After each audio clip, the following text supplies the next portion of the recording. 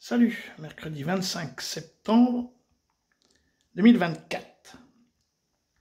Bon, donc Macron fait un discours à l'ONU plutôt guerrier contre la Russie, et puis contre Gaza, bah, aimons-nous les frères et les sœurs, les uns les autres, et puis pour le Hezbollah, bon voilà, la guerre a commencé, donc il n'a pas trop parlé. Et alors que donc, parce que là les cartes deviennent de plus en plus brouillées, hein, vous allez entendre Trump qui parle là, et donc lui, si ce sont les démocrates qui gagnent aux États-Unis, ils veulent faire la peau à la Russie. Mais si c'est Trump qui gagne, il veut faire la peau à l'Iran.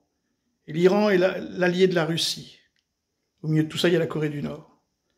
Donc, si les démocrates gagnent, c'est la dernière guerre mondiale. Et si les républicains gagnent, c'est la dernière guerre mondiale.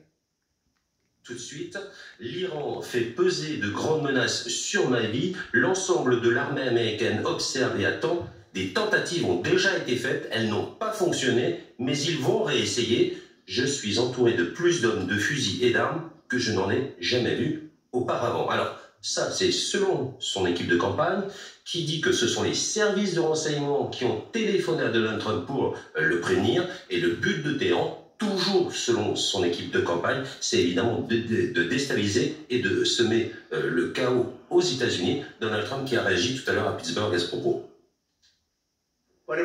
Si j'étais président, je dirais aux pays qui nous menacent, dans ce cas précis, l'Iran, si vous faites quoi que ce soit pour blesser cette personne, quoi que ce soit, nous allons faire sauter vos plus grandes villes et réduire tout votre pays en miettes.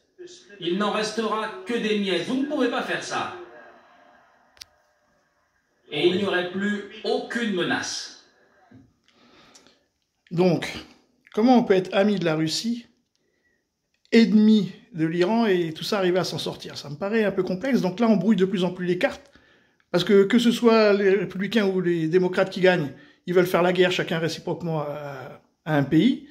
Bon, Israël est parti pour... là, apparemment, ils arrivent au sol, hein, ça y est, mais ça c'était sûr. Hein. Ils vont aller dans la plaine de la Beka chercher les armes. Donc il y en a pour bien plus long qu'à Gaza.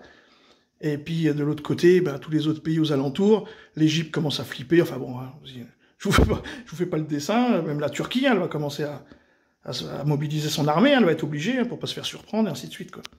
Donc d'une manière ou d'une autre, où qu'on regarde, on est dedans. Salut les amis!